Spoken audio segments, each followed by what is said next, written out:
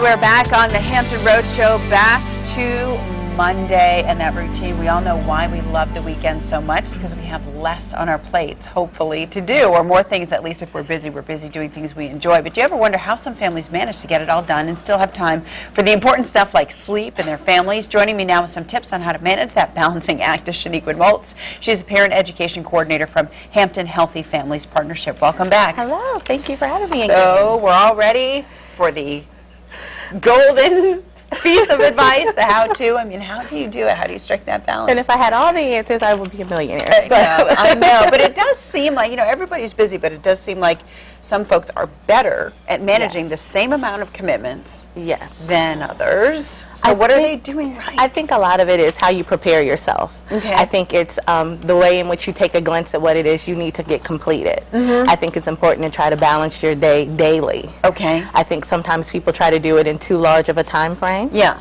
I think also it takes you communicating with your kids, letting them know like what you have planned for the day. Because children will remind you in many instances. If you let them know that you have something to do, they will remind you.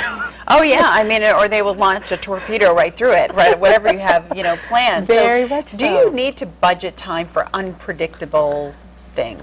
I think the more structure you have within your life, it helps you, it assists you with the unpredictable things, with managing the unpredictable things. Okay. You know what I mean? Yeah.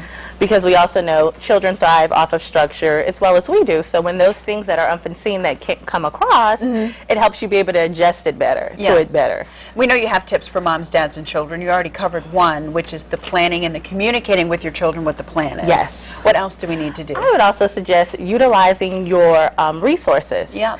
Trying to, say, hey, let me tap into my significant other, or possibly getting the children to assist you with some things, because of course we know that it does a number of things. It also helps them with their sense of independence and things of that nature, and having them feel as though they're contributing to the family. So I would say delegating. I would also say if you can make adjustments in your schedule to have specific family time, to do that as well. Yeah. I think that's very important. Learning how to maybe give up some things too. Yes. It's just too much. What about that important message that we're, that we're showing our kids about how busy we are? Well, we need to show our kids that we're never too busy to be attentive and connect with them, which is really hard because we are trying to do so many things.